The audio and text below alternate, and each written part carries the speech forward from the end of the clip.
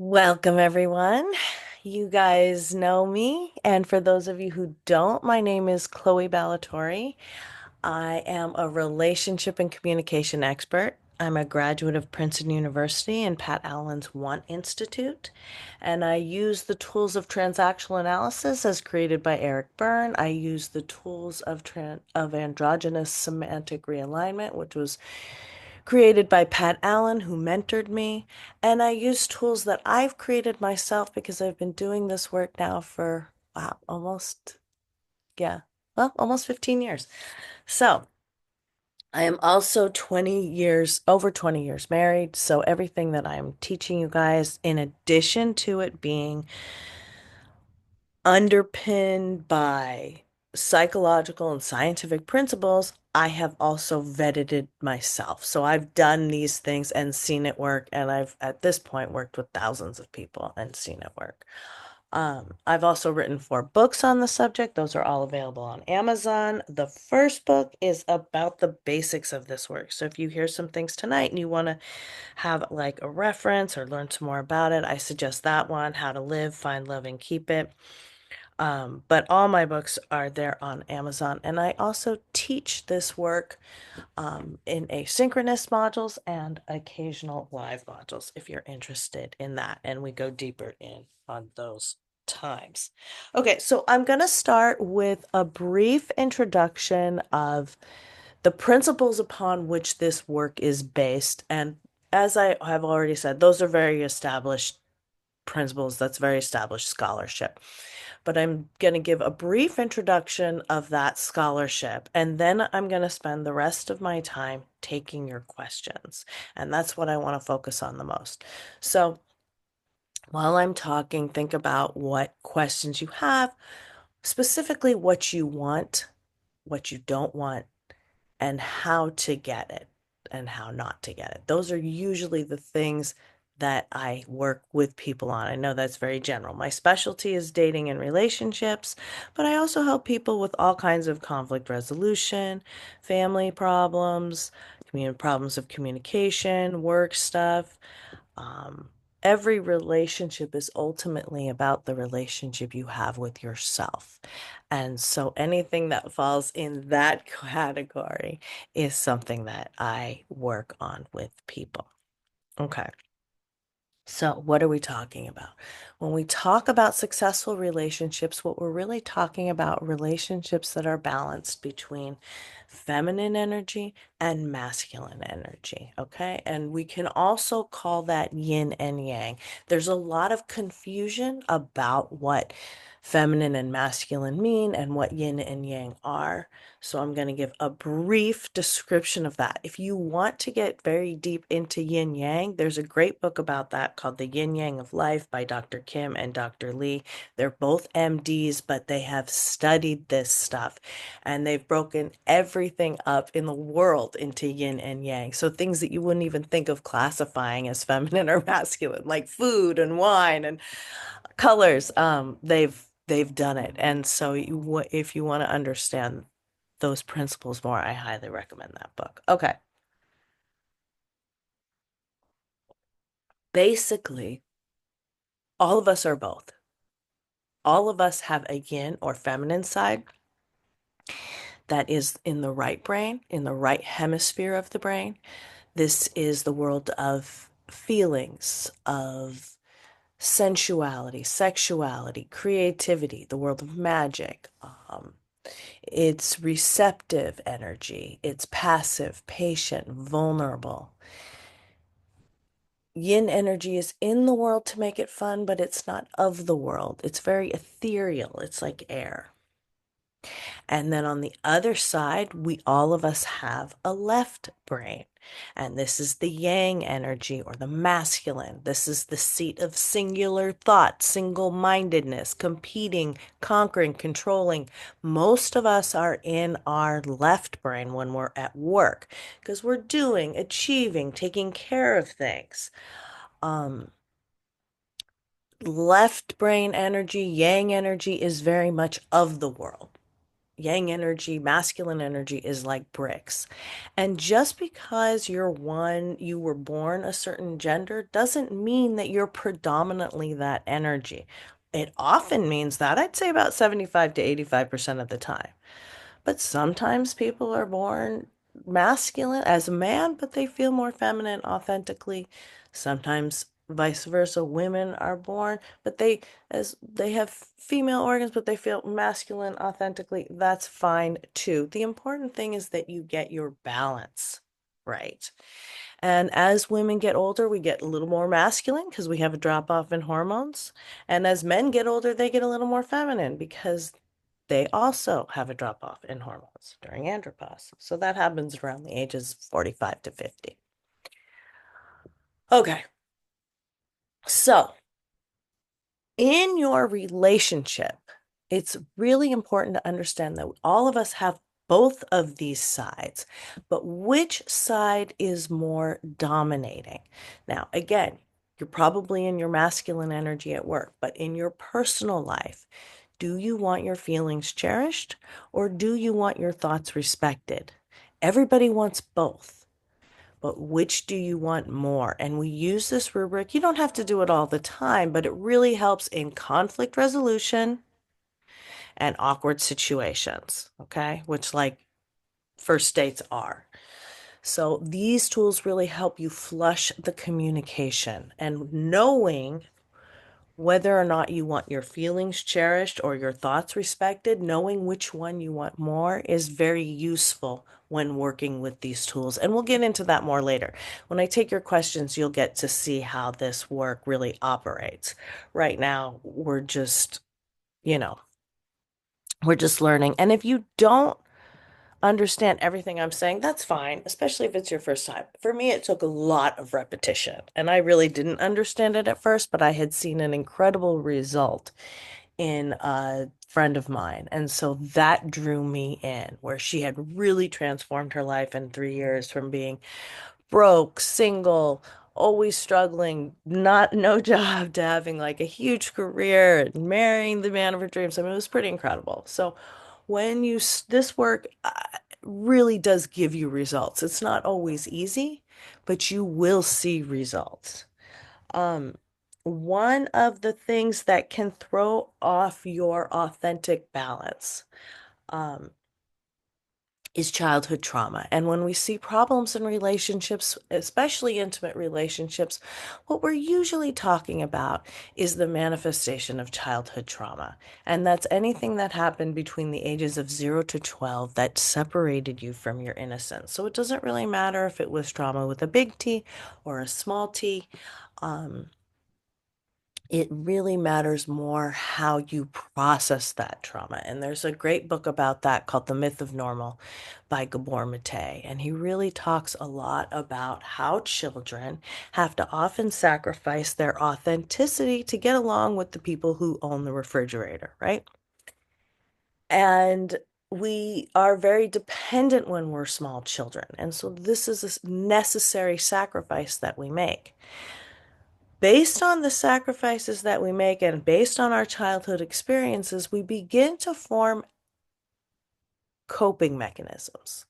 And what these coping mechanisms translate to us are as existential truths, but they're actually not. They're just strategies of the moment. And problems occur when we take these coping mechanisms into our adult relationships and we try to work them out unconsciously, and you are doomed to repeat that which you can't understand. That's the repetition compulsion. That's Freud's work, also the work of Alice Miller, another psychologist I love, who wrote a book called For Your Own Good that really goes deeply into the repetition compulsion. But it means that which we don't understand, we are doomed to repeat. So we will repeat the strategies, we will repeat the patterns of our childhood trauma until we can bring enough awareness to them that our brain can think of it and our mouth can articulate it. If we can't do that, that trauma ends up being buried and it will ultimately manifest as disease. And Gabor Mate writes a lot about that as well. So, a lot of the time, what I help people do is fix this trauma, healed this trauma in the sense of fixing the ego dystonia that results from it, meaning that traumatized girl children tend to become more masculine, and traumatized male children tend to become more feminine. Okay, and the archetypes that are really easy to use for that are Peter Pan and Wendy, where you have Wendy who becomes very precociously related at a young age. She's not even a teenager, right? She's taking care of the siblings. She's, organizing everybody, making sure everybody's okay. She's like a junior mom and she's not even a teenager, right? And then so it's very masculine, doing, taking care of, controlling. And then we have, on the other hand, Peter Pan, who can't take responsibility, who doesn't grow up, who runs from maturity, who runs from relationships. Okay, so that's what's known as kind of the dystonic feminine. Again, if you don't, I'm saying a lot of terms and I'm throwing a lot out at you guys right now. And so if it's your first night, don't worry. Things will become clearer as we use this work and as we explore what these this philosophy and what these tools mean in the context of what you guys are going through. Okay. So now I'm going to take questions. You can raise your hand, you can put a question into the chat. Um,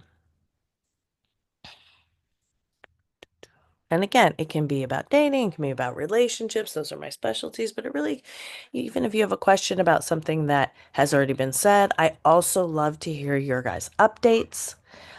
Um, so if you've used some of this work and come back and tell us how it went, that's also very helpful. So, yeah. And I know sometimes it's hard to share in a room of strangers, but sometimes it's easier. So, no questions? Everyone's good tonight? Oh, okay. Raul, how can I help you? Hey, no, I just since there were no questions, I just want to give a update. Um, Good. so basically, I missed last week because I had a rough week um, with my partner because she kind of had a little like blow up over my Instagramming Mm-hmm. again. So Mm-hmm. it's a recurring thing. Um, but Okay, this just time, tell everybody what the issue is. so on Instagram, of course, I like to see a variety of material, including girls in different outfits and stuff. Mm-hmm. So she doesn't like it when I'm looking at girls, and so we've had this issue in the past. We came to some agreements as to what was permissible and what wasn't, but it seems as like every once in a while she just has this where she kind of has this explosion over it. Mm-hmm. So the way my coworker explained it to me, it's kind of like percolating, and eventually you just pop, you know. Right. Right. So I think that's the main thing that Okay.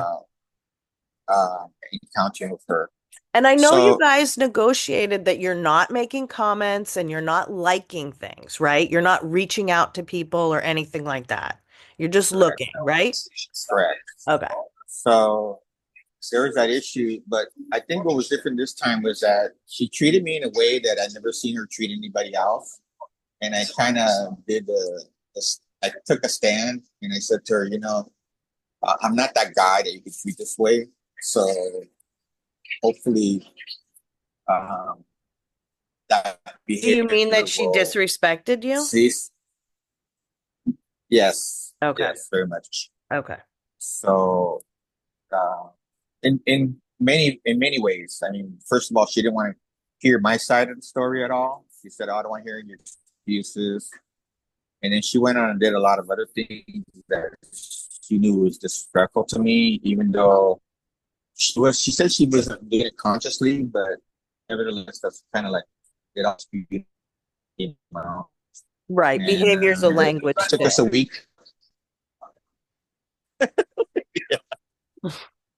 And so it took a week for us to kind of for her to regroup and talk to me about it. And then that's when I told her, I said, yeah, I'm not gonna be the guy that you can just you know have these explosions with. So, Right. but she's willing to give it a go, and we'll Okay, see so she took how some accountability progress. for it. Well, that was the thing that triggered me. Was she sent me a text a few couple days later telling me that she wasn't gonna apologize for her feelings, Okay. and I took it as a I guess she still did. I guess she did not want to hear it anyway. So it made me have some. I did took some countermeasures, like I started looking for new place to stay and all that. Right. But for the time being, I'm gonna see what happens. Okay. Okay. Well, keep us posted. So I give, yeah, I will. I mean, good for you for standing your ground because I know that we've talked about it before and we know that she doesn't like you looking at Instagram, but you know, she's agreed that it's okay as long as you're not, which you have never done, reaching out to people or liking stuff or engaging with people, right? And I mean, let's be real. Instagram is full of TNA for everyone. So that's just what's on there. That's what's in our society. So I understand, she's being triggered, but I know that you guys did agree that that was okay for you to do. So I appreciate that she's trying to have a different reaction to those triggers other than, you know, breaking up with you, basically, going nuclear. But also, I think what's been important in these exchanges and what's been kind of a learning curve for you guys is her expressing her feelings without shaming you. So I want to see a little progress on that too. You know what I mean? Right, right. Okay. Okay, thank you for sharing. Okay, so a bunch of people are saying that social media is a trigger for them as well. And yeah, I mean, I hear you. It's kind of hard for women to sometimes to see social media in a neutral light. Um, but I will say that in my experience, men who are looking at pictures of women on social media are not more likely to cheat than men who are not looking at at pictures of women on social media.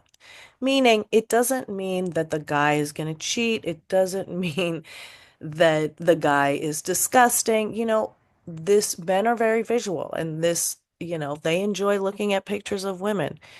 It Looking is human and natural, and I know it's not great when you're out with a guy and he's looking at other women, and that kind of sucks, especially if it's over the top, but occasionally these things are going to happen.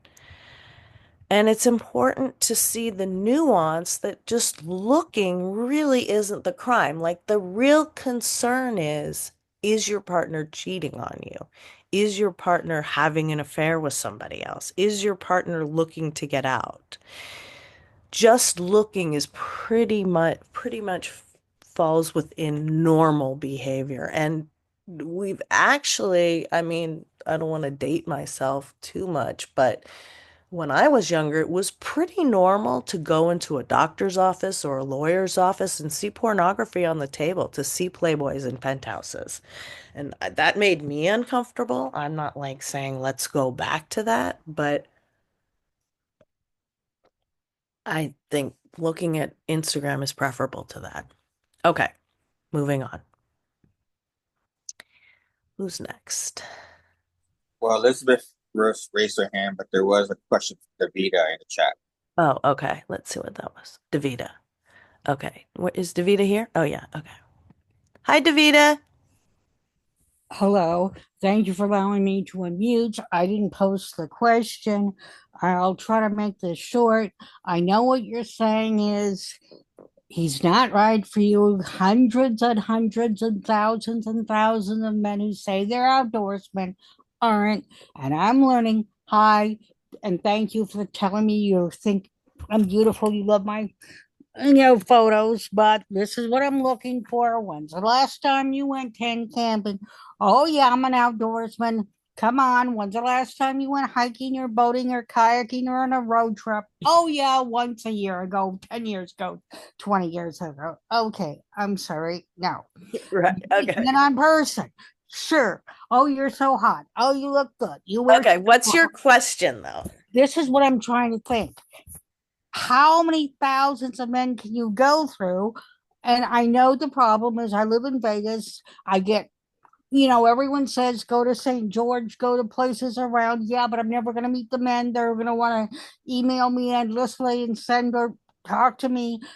And they're never going to meet me because they're too far away and it's too inconvenient. Never. Why are I you going all nevers? No. First because of all, I've tried hundreds of times to try to email endlessly men that live even an hour away, Mesquite, these rural areas, and you never meet them. Not what I mean, even if they call you on the phone, okay. they'll So in make all your these experience, promises. you don't want to go out into the rural areas around Vegas, but you're also not happy with the men in Vegas? I cannot drive, so I can't. I walk. I've spent my life walking faster than most young men. Okay. That's why I kept in such good shape. Uh, that's why I don't want to go to a half-mile walk in a park when I'm used to 10 miles a day, faster than walking Okay. So faster than what's most your can jog. question? The question I'm trying to express is outside of Vegas, yes, you meet men that are more compatible, but they're never going to come to Vegas even once to meet you, in my experience. Yet the men in Vegas who are non-smokers, I'm not going to date a smoker. If his priority was kids, if he's that's not going to work. It's just how many thousands and thousands of men do you have to go through online, in person, trying to find someone who is a true outdoorsman like they claim to be. Okay. Why Well, is everyone a liar? I just don't get it. okay. And I'm not exaggerating. I am sure I'm up to 5,000 men online in Okay. the last year, So 2 years. let me give you a couple little tips. I mean, ultimately, we don't decide when we meet someone, right? That part is up to God. All we can do is dig in on our spiritual work, do these tools, do the five flirts, put ourselves in a position to meet somebody. So my thing is, if you really like outdoorsy men, you know, go to the Sierra Club. The Sierra Club has a ton of events. They have a ton of singles events. There are definitely trips. I have another client just like you. She's, I don't know, she's definitely middle-aged, but she's super active. She bikes, she goes on biking trips, she does all this stuff alone, and she meets people. Um, so I would suggest doing stuff like that. There's the Sierra Club, even hanging out in or around where there's like a camping shop or, a sports chalet or something like that so that you could find. Did we lose Davina? Okay, well, we lost her. But I would suggest hanging out where men like that are and then engaging in those types of activities. Okay. Elizabeth has her hand up next. Okay. Hi, Elizabeth. Hi, Chloe. Welcome back. How can I help you? Well, okay, so I have a question, like a follow-up from last week. So there is this guy at work who I have been talking to, or I guess he has been talking to me. But I Very noticed, good. Very yeah, good. yeah, there were there's times I'm not even making eye contact. I'm not doing anything. I'm not even calling attention to myself, but like one time he came over to talk to me. But I've noticed something about him. he doesn't like when he came over, he we talked for maybe 5 or 10 minutes, but he wasn't looking me in the eye. He was looking at his shoes, at my drink, at the Hmm. cubicle, at the plant, at the ceiling, Right. anything but me. But this is a very confident guy. He's very popular. I mean, everybody knows him. And I But don't you understand notice this. him having eye contact with other people? Yeah, like Okay. But he's you and normal. I have talked about how intense it is, right? We talked Hmm. just casually about how flirting is basically making eye contact and smiling. Uh-huh. That's how you start. But even you said to me a few weeks ago, holy shit, that eye contact, man. I don't know if I Yeah. can do it. So that's what's happening. To me, it's pretty obvious he likes you. He's Oh, okay. So uncomfortable it's around happening. you. It happens to him too. I thought it was only a woman thing. It can happen to the guy Oh, too. yeah, yeah, yeah, yeah. Yeah. Yes. So I would say if you notice that he has no trouble making eye contact in general, because there are people who don't do eye contact. And I generally think that's a yellow flag because they could just be nervous. But, you know, overall, you want a man that, can look you in the eye, or even a woman. There's so much is communicated by eye contact. So much of communication isn't verbal, isn't talking. And so eye contact does a lot there. But if he's having eye contact with other people, but he's not able to really have it with you, it probably means he likes you and he's just really nervous about the intensity of the eye contact. Now, that doesn't mean I'm not telling you not to go for it. Still go for the eye contact, you know. Still Mm-hmm. try to be available for the eye contact. But you Mm-hmm. might need to wait a little while for him to calm down. I appreciate though that he made an attempt, that he came over and talked to you. Mm-hmm. Um, so, just you can help build up, if you're interested in him, you can help him build his confidence. Give him compliments on his achievements, or his ideas, the way he did something, the way he handled something, a suggestion he had, a Mm-hmm. piece of advice. These will, these are ways that you show a man respect for his ideas, Mm-hmm. and then he Yeah. will feel more confident. Okay, thank you for that. I just never imagined in a million years that somebody, who's this confident could be like this. But I guess it could be, you know? Most of us are both. Most of us have our moments where we're very confident and have our moments where we're very insecure. Somebody told me today I was very confident, and I said thank you, but I had to restrain myself from saying I have my moments. Okay, good. Well, I look forward to see what's happening with this guy. Okay, thank you. You're welcome. Hi, Allie. Hi, Chloe. Hello. Welcome back. How are you? How can I help you? Thank you so much. I'm doing well. Yay! Yeah, thank you. Just wanted to, after wetting my whistle, um, give an update and Good. share also a little bit about, so I have a challenged relationship with my mother.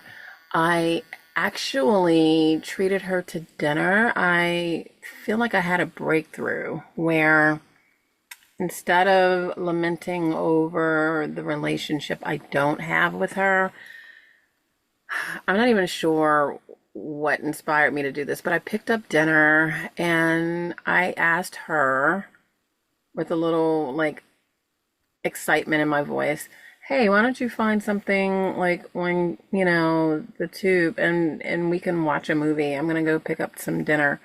And she goes, "Oh, really? Do you want me to find something like, and she's telling me about programs that I like." And I said, "No, no, no, no, you pick. You pick. It's your choice. I'll let it be your night. You find something that you think would be really interesting, and then we'll watch it when we come back, when I come back." So, we hadn't seen the movie Wicked. She had wanted to see it, and I also had wanted to see it. So she found Wicked on cable, and so we watched Wicked while eating. And we had a wonderful time. It was a really great movie, and I had not anticipated the kind of musical quality that it was. I have alerts popping up. That's what you may hear. And so We didn't really communicate much. However, we shared a meal while watching something that was mutually Right. You enjoyable. had an enjoyable experience together. We did, and I think that's the ticket. We don't Yeah. communicate that well together, yet we can do that together, yet be somewhat alone. I love that I love this. I'm so glad you brought this up because Yeah, I think this is really important. yeah, You know, a lot of us do have troubled relationships with our parents.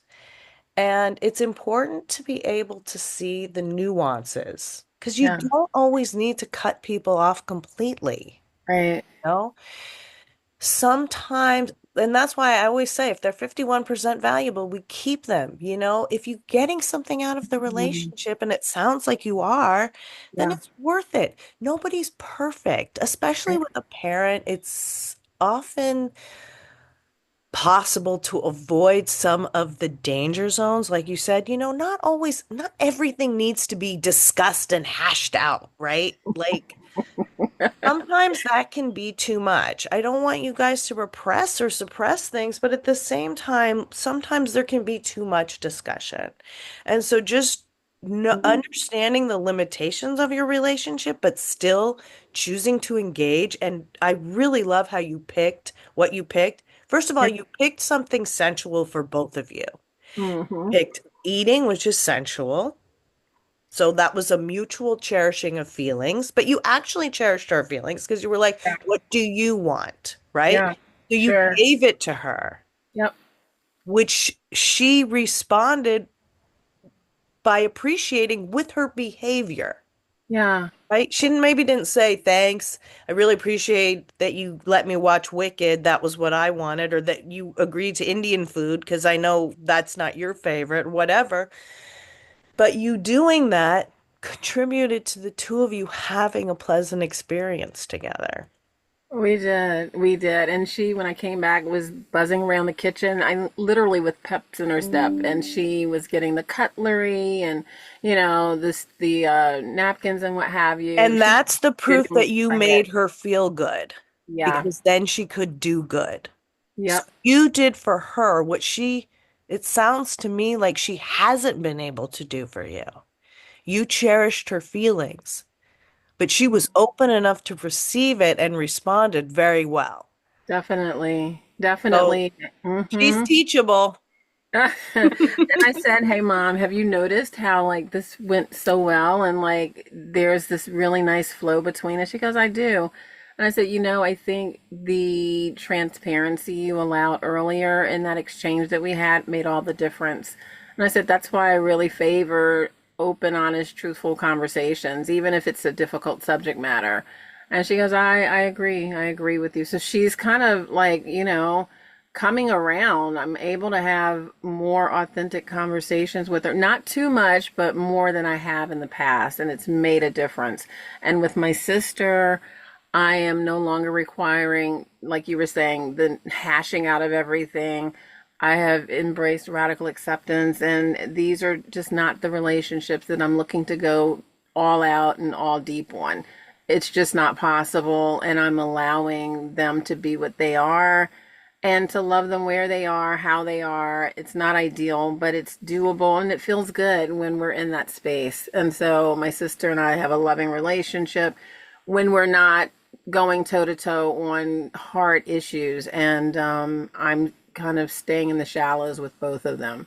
So it's amazing. It's I'm amazing. so glad. And I love to see how you're using this work and putting it, with all your relationships, not just Yeah. your guy, but with your family, because that's the truth of it.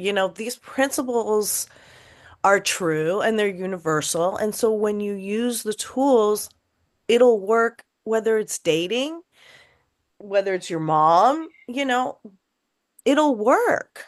Yeah, yeah, definitely. And things with my sweetheart and I are going so smashingly well. And he is just like a little kitty cat purring right at my side. It's I just love it. amazing. I'm It's so so good. happy. Yeah, and You've he was so really seen results quickly. thank you. He's so excited for me. He really celebrates and rallies me when I tell him about the good news and the breakthroughs in my interpersonal dynamics with my family. And That's he such a good sign. it is. And so we're planning to go on vacation later. Well, it's just spring, but anyway, he's telling me that he wants to plan something for us. And so we're also doing like a gathering at his house on Fridays where like friends and family are gathering just for like table games and cards and stuff like that. I'm not a big fan of it, but I'm working my schedule so that I can be available. I Um, love how you are doing more things just for pure pleasure. yeah, making That's time the for feminine it. values, right? Yeah, yeah. I'm making myself more available and I'm making sure that he sees that it's a, I'm going to use the word, it's not sacrifice, it's an investment. It's not a sacrifice. I'm investing in us by saying no to certain things so that I can say yes more to the things that are important to him. And he's doing more things like buying me gifts and stuff like that, where he's like, sweetheart, I have a surprise for you and you'll see it when you get here. So it's Wow, just you've been gotten so lovely. much better at receiving gifts. Thank you. Yeah. And his communication is improving. Yeah, because they'll pick it up from you. Yeah. Mom's picking it up from you. He's picking it up from you. And that's why I love this work because I'm Yeah. working with you, but it's Yes. not going to be just you. Right. You're going to radiate all the things you're doing is already affecting your circle of people. And Everywhere. It's see been how this is amazing. having an exponential effect. It's really exciting. It's really inspiring. That's why I do it. Thank you so much, Chloe. And in closing, let me just say this part. Um, I said, baby, what is going on? Like something has shifted in you. What's going on? Like you're like just so like I don't know. We haven't had an argument or anything. He was like, well, because I thought about what you said and we do have an amazing relationship. And he's like, sweetheart, I could do this for the rest of my life. I love our relationship. It's Oh, just I so mean, amazing. And what's he's better to telling hear me, than that? yeah, and he's telling me he's being nice. I said, what? He's like, well, because. And so whenever things get a little prickly, he's like, okay, baby, be nice. I So love it. apparently he's being on good behavior and he's being intentionally softer because I said, baby, I am not the enemy. Like, what's that edginess about? I don't do Mhm. edginess. So I check it as soon as it happens and he's soft and he's a big guy, and he kind of like, checks his tone and I'll tell him, babe, the tone, I'm not feeling the tone. Okay, Seriously. so you guys are already coming up with your own little tools in the shorthand in your communication, which is also very good. Hmm. You know, Yeah. because a lot of times in relationships, Mhm. what Raul was saying, you just people think that things are going okay, but somebody's just burying it, right? Right. Like that when things come up, you guys are like, "Oh, hey, whoop, be nice." I like Yeah. that. Yeah, yeah, and he also says yes, ma'am to me. Like if he's got company over something like that, and we were fixing food, and he's a great cook, and I think I mentioned he used to own a restaurant. So anyway, he loves to cook, and so he's Yeah. like, sweetheart, hurry up because we're waiting for you to eat. And I'm like, why don't you go on, fix your place? He's like, sweetheart, no, no, no, we're waiting for you to get your plate so that everyone else can eat. So he wouldn't let anybody else eat until I had my food. So I thought that was really nice and Very honoring. chivalrous. Very Yeah. chivalrous. Thank you. Yeah, Thank you for no, I mean, he reminding me. sounds like a keeper. He He is. And makes he food? I mean, oh, he's an he's a amazing good cook. cook. Oh my God. He cooks for me all the time. Yeah, Some definitely. people get married just for that. Yeah, I'm Oh, happy. I'm so Thank glad to hear you. your update. That's great news. Thanks, Chloe. Okay, so Allie's been coming here for a few months. She's been doing the work, and these are the results, you guys. It's good. It's good. Okay, Amy, here's a question. How do you cope with ADHD boyfriend? He seems to be very, is Amy here still? Yes, she is. Oh, okay. Um, he seems to be very easily distracted and sometimes ignores me. Um, is he on medication, Amy? He's not. Okay, so that might be something that he could explore. Um, how long have you guys been together? 6 months. Okay, so it's been a minute. Have you discussed that with him before? Has this come up with him, or are you just telling me for the first time? We have been talking about this, and well, sometimes I feel like I can cope with it. I'm okay with it because I will be like, hey, like I'm talking to you. Like look at me when you talk to me. I'm talking to you, look at me. Right, right. That's good. The eye contact. Yeah. That can sometimes jolt somebody back into the Yeah, I conversation. have to bring him back. Yeah, Uh but that is when I'm also feeling okay, like I'm a happy person, but right. sometimes I feel depressed, and I just can't do that, and it makes me even more depressed. Um, When he's doing it. Right. Okay. So yeah, sometimes it's okay and sometimes it's not okay. Okay. So there's periods in relationships. The first 3 months is the perfect period. That's when you guys, have the rose-colored glasses on. You could be on the cover of a magazine for best couple. Neither of you can do no wrong, can do any wrong. It's that really happy, vacation kind of mentality. And, sometimes people just have 3-month relationships because that's all they want to do. The second 3 months, which you're now at the end of, is the imperfect period. So that's the time where the cracks start showing. That's where you start going, oh, okay, he's got ADHD. Oh, okay, his fart smell. Oh, she snores, whatever it is. And then at 6 to 9 months is really when you're deciding and negotiating, figuring out, is this going to work? Can we make this a long-term thing or are we going to part ways? So that's my question for you. It's really up to you. Can you put up with it? Or is it something you want to address with him and see maybe he can work on it, i.e., start taking medication or, do brain exercises or, whatever I'm not real well versed on the treatments for ADHD. I know, like you were saying, the eye contact helps. Um, Sometimes there's certain occupational therapies that might help, but that would be something for him to explore, and he would have to be open to exploring it. So if you had that discussion, I would recommend that you use the rubric of the stroke and stand that I have in my first book, which is basically make an appointment to discuss it, let him know what the topic is so that he isn't caught unawares. Ask him if now's a convenient time, and if not now, when, hopefully today. And then when you start with a compliment. Tell him something that you like that he does. And then you can tell him, sometimes I feel bad, sad, neglected. Are you wanting, do you know if you're wanting to get your feelings cherished or your thoughts respected? Which is more important to you? my thoughts respected. Okay, so you want to be the masculine in the relationship? Well, we try to balance that. I have he has told me that I try to control the situation. I have that fight or flight mode turned on always, but I also told him that I always tell him that when I'm with him, um, he can be the masculine person, and I will try to follow. Okay. Okay.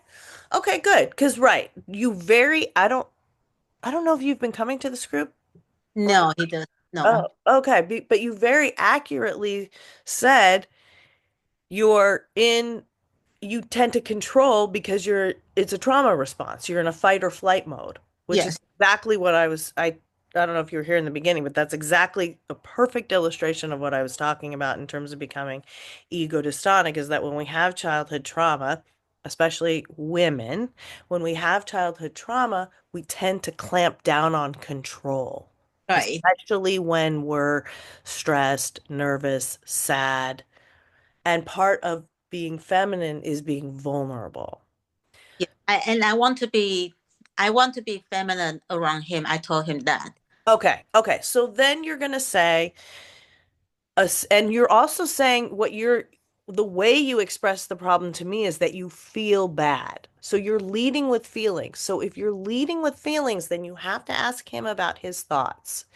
So you say, I really like spending time with you and how well you treat me and you bought me this fur coat or whatever you like.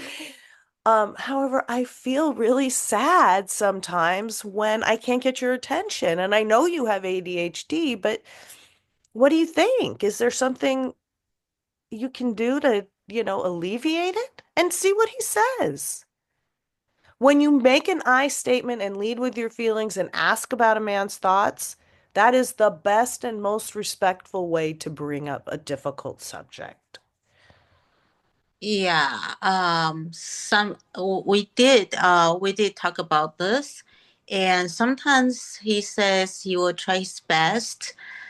Like when we go out and he plays with his phone, so he goes to the social media, right? So and I don't feel good. So I would be like, hey, babe, can you not play with your phone and let's talk or let's do something else? Right. And he would be okay with that as long Okay. as I make I statement. And I for ADHD, his response was uh I am coping with him better now because I know he has ADHD. He will try his best to not lose focus on me, but when he does, he will try to come back Okay. around. But sometimes he doesn't come back, Right. and I know he's trying, but I just feel so ignored. And Right. um, when I feel ignored, I feel frustrated. I feel sad. Right. Then you shut down. Right. I I told him that, and his response will be, "I'm sorry, my ADHD make you feel that way. I will try harder." But my concern is that whenever I will bring up my concern to him, but there are so many because he Right. treats. It's happening all the time. Yes. So Okay. it's almost like I don't want him to relate when he sees me, and then when we start talking it's gonna be negative because we are going to be talking about something negative. Like Right. I don't want him to have that relate to Okay. each other. Okay. Uh Let me interrupt you. Okay. So I think, one thing that we have to realize when we pick our partners, and if we have unhealed childhood trauma, this is very difficult. I'm working But with you. we have to not try, everybody is to some degree a fixer, but it's on them to fix. So at a certain point, now you've had the discussion, he said what he said, he's going to try. If his efforts aren't good enough, you have to accept or reject them. What Mhm. you don't want to do is tolerate them and keep trying to change him. Okay? You've made your expression. Now you got to see if his effort is enough for you. Mhm. And if he's 51% valuable, I say keep him. But if you can't put up with it and it's just too much, then you got to break up with him, And then you can let him know. Also, the last part of the stroke and stand is if he says, okay, I'm going to try, blah, blah, blah, you say, okay, well, you've been trying for 6 months and it's not really having an effect. So I don't know if I can still be with somebody who isn't willing to take medication or change this or who doesn't have ADHD. You have to let him know what the price tag is. Then he'll have like one last chance to do something. Mhm. Um, But it's really up to you whether you can deal with it or you can't deal with it, if it's worth it for you or not. Okay. Okay? And Okay. if you're really on the fence about it, you can do a blind study where you put, you give yourself a period of time, either 2 weeks or 8 weeks, sometime a period of time between 2 weeks and 8 weeks. And I'm not getting super specific because just the purpose of this group, and I know somebody else has a question, but if you want to talk about it more, you can set up a private session with me. Okay. Um, but basically I would every time you think about it, you would and you think, oh, he's great. I can do this. I can absolutely do this. Then you would put like an O into a box, into an opaque box. And then every time you think, God, I can't handle this anymore. He's driving me nuts. Or he's making me so sad. I feel so ignored. Then you'd put an X. And then at the end of the time period, you can look at those results. Mm-hmm. You might be able to figure it out without that. Yeah. So let us know. See how it goes and let us know what happens, what you decide. Thank you. Thank you, Amy, for sharing. That was a really, really good question. Okay. KJez, what is your question? I'm unmuting you. Are you there, Hi, KJ? my name is Hi. Kristen. Can you hear Welcome. How me? can I help you? Hi. I am struggling in identifying when I'm in my masculine and when I'm in the feminine. Um, and I know I had trauma as a child. My mom was a narcissist. She was abusive, all that kind of stuff. As the eldest, I became the peacemaker. I was kind of raising my brother, You and your mom. just always good so nobody would, you know, yeah. Mm-hmm. And so I did make waves and all that kind of stuff. And then when I grew up, I married a narcissist Big and I surprise, had right? the same kind of situation. I felt like I had no control. Exactly. So I had no control in the marriage or even as a parent because I was always offsetting whatever he was doing and how he was making the kids Right. feel. You So I always wasn't had to really react. feeling like I was, yeah, so I was always compensating for something. And so now, I was shut down and I did all this kind of stuff. Post divorce, I'm Yay, trying to you figure got out who I out of am it. now. Kudos. And Kudos. yeah, yeah. And I've been out for a while and I'm doing really, really well. And I'm very happy. And I feel like I'm happy and content and balanced and in control. But now I'm not sure how I'm presenting because I'm trying to date and nobody wants to date me. I mean, nobody. And I don't know, it's so obvious in my dating profile or whatever it is, or just chatting online, but it doesn't take long for someone to say, just see ya. So I'm No, feeling it like doesn't. I am presenting differently than I want to in order Yes, to be successful in dating. So I feel okay. like I I'm hear either you. too masculine or just too anxious or whatever. Okay. Okay. So first of all, are you only looking on the apps or are you also looking in person? Oh, I try to look in person, but I mean, that's been really, really hard. I've also been traveling Okay. full time up until recently. And I'm hearing I've that you want, traveled on the road for like 5 months. okay, so I'm hearing you want to be in the feminine energy. Is that correct? In your personal I relationship? think so. I think Okay. So you want to get your I do. feelings I shared. really want my feelings to be valued. Yeah. Okay. Yeah, Okay, good. definitely. Excellent. Okay, so I'm going to give you the 5 flirts. And I want you to be doing these flirts. In addition to doing your online dating, I want you to be flirting 5 days a week. What it's going to look like is this. 4 days, you're going to be flirting just in the course of your day. So whether you're traveling or you're walking around the airport, you're walking your dog to the dog park, you're going to the grocery store, whatever it is you're doing, you're on the airplane, you see someone that catches your eye, that you like the look of, that you think you might be interested in, you're going to give them 5 seconds of eye contact with a smile at the same time. One day a week, you're going to plant yourself somewhere. Starbucks by the fire station, hitting a chess club, maybe at a dog park, wherever it is. And you're gonna go alone, sit there or you can bring your pet, but you sit there for 45 minutes to an hour, and then you do the eye contact and smile on somebody. And if they see it and they're interested, they have more of an opportunity to approach, right? He who speaks first is masculine. So if you start going to a place regularly, people start to get to know you, that then it becomes a little bit easier. But you can also play around with it and go to different spots. You start doing the eye contact and smile, that's a signal to a man that he can approach. Otherwise, men usually don't approach unless they're drunk or they're a total nerd. Okay? So try those things. Again, Okay. go alone and try that.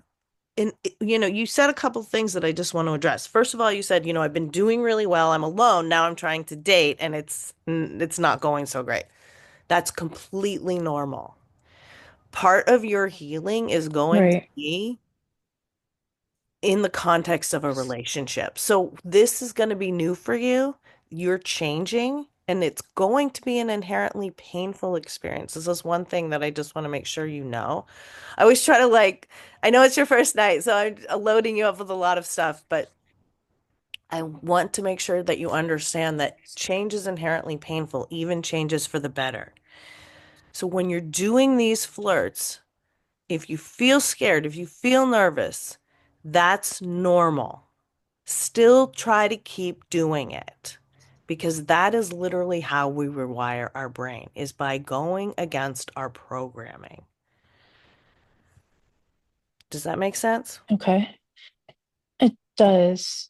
Okay. So I try to do these things and I'm very independent and I don't work. So I spend a lot of time doing what makes me happy. So I go for hikes. I take my dogs to the beach and dog parks. And I swear it's almost impossible to make eye contact and to get anybody to engage. But I then become the one who says something first. So that puts me in the masculine position, correct?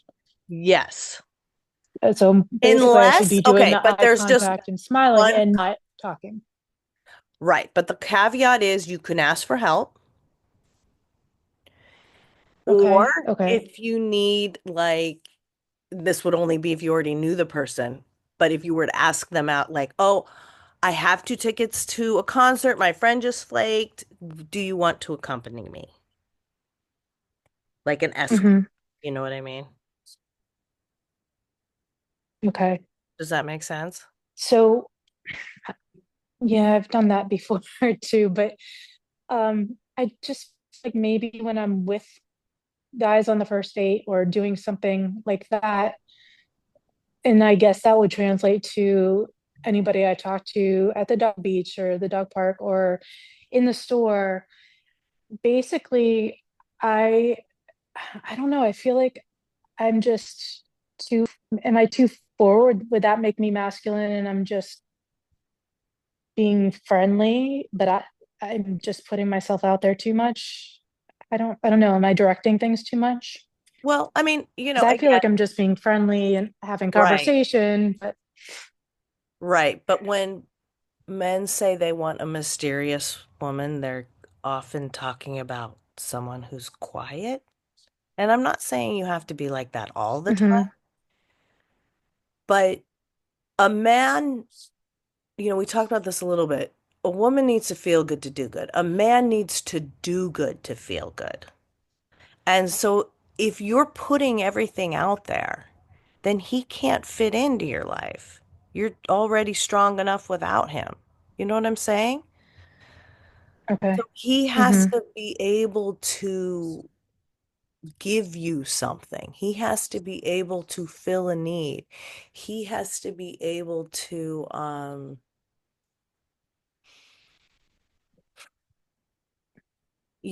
see that there's a place for him in your life. If he thinks that you don't need him, and these things happen on a subconscious and an unconscious level, then he might be turned Right. off. So if you're presenting as too strong and too capable and too confident, and too smart. Like I literally I have a client, very, very, very attractive and a very accomplished doctor. And she has had to say on dates, she's with someone now, but in the past, she's had to say on dates, she leads with, I work in a doctor's office. Because if she tells men, I'm a doctor, I'm a surgeon, I'm on the diplomat board, I'm this, if she treats it too much like a job interview and tells all her credentials and all her masculine stuff, they'll get intimidated and she'll never hear from them again. Hmm. So there's a little bit of a Okay. nuance to it. It's not that you have to hide that part of yourself, but it's kind of like sailing and you have to go with the wind. So you have to be tacking. You know what I'm saying? Okay. So it's like you So do when we might want start to lead talking with more of your on feminine a, side. okay. So that would So when I maybe talk be, about how I've been on my own and traveling and doing my own thing for so long and that I'm happy and whatever, you're I'm too not leaving any room independent. for somebody to insert themselves. Right. Exactly. Okay. You sound too So, independent. And it sounds like you don't need anyone in your life because you're super strong. well, I But don't, you but I do. want I know, somebody. but you So want I someone, of guess, course. but so So they you would don't like lead that, right? with, Okay. so instead of saying, I'm doing all that, da, da, da, da, you would ask, ask for help, ask for advice, hear what he has to say, praise his thoughts, let him help you feel better, let him open the door. You might express your feel. You would lead with your feelings. I'm cold. If you're in the supermarket, oh, here, take my coat, put your coat, these Hmm. kinds of things. And a lot of us, like Okay. women like you and like me, and I completely get it because that's exactly how I was raised, the parentified older daughter. Um, we don't want to take help. We can do it ourselves. So you're gonna Right. have to bite your tongue. If he says, "Can I Right. help you to your car?" You're gonna have to go nod, yes. Okay. Let him carry the I'll have to bags. practice that more than the flirting. Yes. Okay. Yes. You'll Okay. get the hang of it. Okay, I'm gonna wrap up now. I know I Okay. haven't gotten to Thank everybody's you. question. You are so welcome. I'm usually here every Thursday. Ashley, I did get your message and I really appreciate it. And I will look into that. But yeah, I'm usually here every Thursday. If you want to reach out to me in the meantime, you absolutely can through my website, where I'll put my credentials in the chat. And if not, I will see you back here. You can also sign up for one of the modules, explore the books. There's a lot of collateral. So if you're liking this work, but you're not, and you want to learn more, there's more. Okay. I'll see you guys next time. Have a good night.